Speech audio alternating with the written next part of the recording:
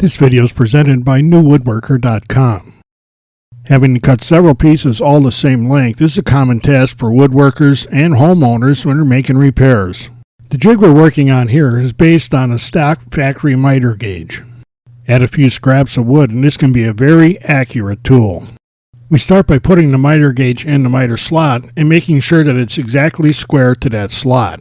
I know some say to square the miter gauge to the blade, but that gets you close. This gets you right. Next we have to measure the height of the miter gauge fence because we want to cut a wooden face that's a little bit taller than this, about a half an inch or so. Then I set the rib fence to that dimension and we're ready to cut the wooden face. I almost always use particle board for jigs like this because it's cheap, it's straight, and it tends to stay straight. I've already made a sacrificial fence for this saw from this 2x4 sheet, so I always try and keep some of it around.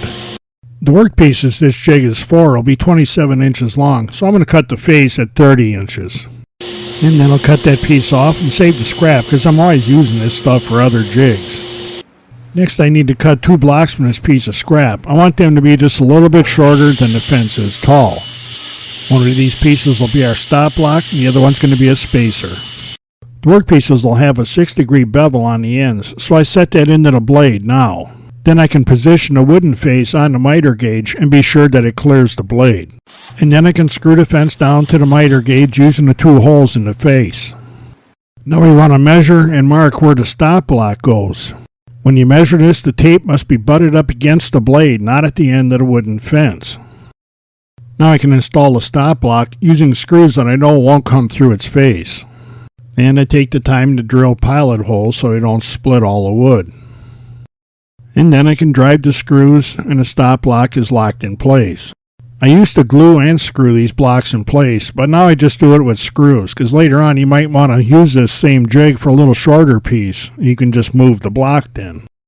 The first cut we'll make is to clean up one end of this piece. We need to leave it a little long so we can't put it in front of the stop block. But if we put that spacer block right here where I normally hold it with my hand, I can cut this first end and it'll be nice and square. We don't need to put this spacer block or our hand near the blade. Then after the first cut, we can remove that spacer, flip the piece end for end. Because of the bevel, I'm cutting in the ends of this.